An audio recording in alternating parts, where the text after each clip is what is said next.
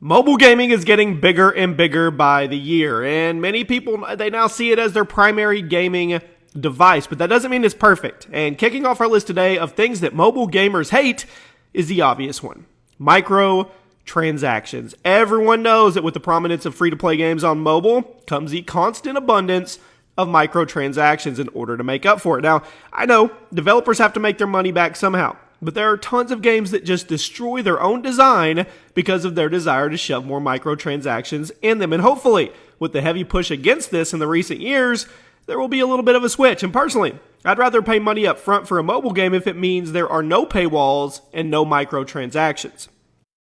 Copycats. One thing that I'm sure we all know is that mobile gaming marketplaces are filled with copycats. They clones or ripoffs. Whatever game is popular, you can bet there are going to be dozens and dozens of copycats surrounding its spot at the storefront. This trend reached critical mass when Flappy Bird was first taken off out of the store, and there were seemingly thousands of copycats on the App Store and the Google Play Store trying desperately to take up the mantle. There's just something about the mobile marketplace that makes you see this way more than you do on console or PC. The hot back. While this has become a little less of a problem in recent years, I'm sure you all know what I mean when I say hot back. You know, when your phone just randomly decides to start heating up the back of it and making things a little bit uncomfortable. This has become less of an issue thanks to things like better cases and more efficient optimization for the games, but it still happens from time to time, and it's still very annoying. At number 7, bad reboots. Reboots are everywhere in the gaming world, but for whatever reason, mobile gamers tend to get all the crappy ones. There was the awful Dungeon Keeper reboot back in 2013. We had the new Command & Conquer a few months ago, and the list goes on and on. Mobile game reboots of beloved franchises never seems to go well because the publishers would rather use the brand recognition to sell microtransactions than make an actual good game.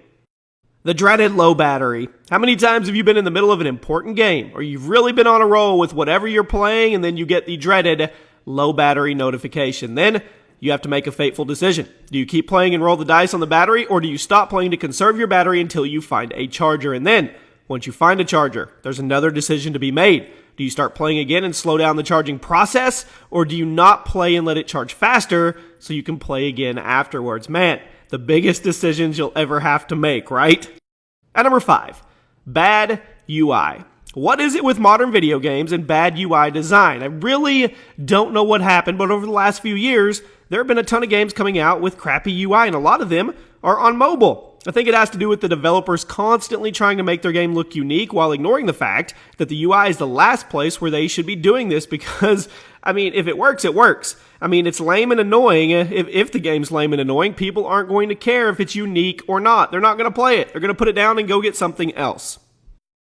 Someone calling you during your game. One of the major downsides of mobile gaming is if someone calls you in the middle of a game, you're screwed. With the rise of multiplayer games on mobile like PUBG and Fortnite, they've shown that there really is a market for those type of games. But you better put yourself on Do Not Disturb, people. Little tip for you while playing, because otherwise your mom is going to end up getting you killed when you're on like an 8-kill streak in PUBG, going for that winner chicken dinner.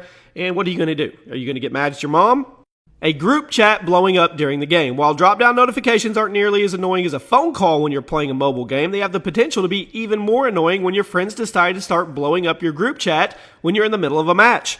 Group chats are a wonderful thing, and they help friends stay in communication and send memes to each other quickly, but I'm sure we all know the feeling of having that group chat randomly start blowing up right when you are in the middle of an important game.